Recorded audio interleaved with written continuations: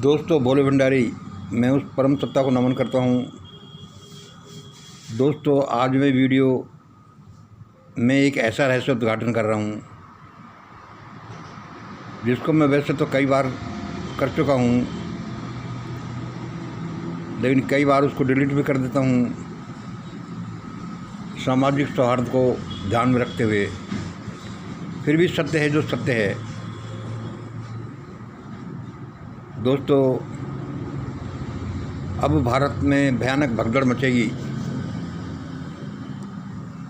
अब भारत में भयानक भगदड़ मचेगी और वह भगदड़ इन दोनों में ज़्यादा मचेगी। इन दोनों में से एक में तो भगदड़ पहले भी मच चुकी है, लेकिन अब दोनों में भगदड़ मचेगी, क्योंकि ये दोनों कि भारत में किसी सुधार कार्यक्रम को लागू नहीं होने देते। हाँ, क्यों नहीं लागू नहीं होने देते? क्योंकि वर्ण व्यवस्था सिस्टम और मनोवादी सिस्टम के तहत ये लोग तो ऊपरी पायदान पर आते हैं। इनके पास तो कोई कमी नहीं है। हज़ारों साल से, 5000 साल से पैसा इनके पास इकट्ठा होता रहा है।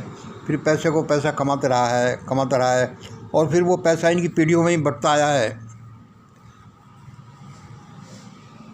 इसलिए ये नहीं चाहते कि और लोगों का विकास हो और गरीब लोगों का भी थोड़ा बहुत उनको पेट भर के खाना और शिक्षा मिल जाए।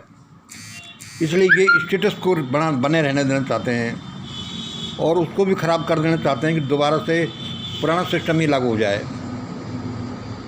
इसलिए परमात्मा ने अभी निश्चय किया है कि अब भारत में भगदड़ मचेगी और वह ज़्यादा इन दोनों में ही मचेगी। और वह भगदड़ जम्मू कश्मीर वाले भगदड़ से सैकड़ों गुना बड़ी होगी।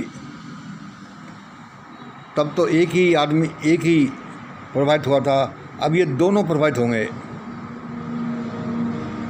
दोस्तों, यह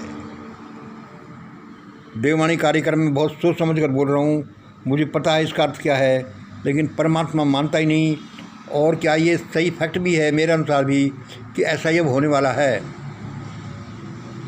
लेकिन परमात्मा या हम लोग किसी को नुकसान नहीं पहुंचाना चाहते और किसी के प्राण हरण नहीं करना चाहते। लेकिन उसके लिए सबको समझना पड़ेगा कि मिशन ग्रेट इंडिया पर क्या बोला जा रहा है और उसको फॉलो करना है। यदि फॉलो नहीं किया तो सब लोग आफत में पड़ेंगे। वन व्यवस्था और मनोवादी सिस्टम की वजह से इन लोगों के पास तो धन की कोई कमी नहीं। ये समझ लो कि 10% लोगों के पास 90% देश की सुख संपदा है, धन संपदा है। तो इसके लिए देश में सुधार कार्यक्रम लागू होने से इनको नुकसान होता है।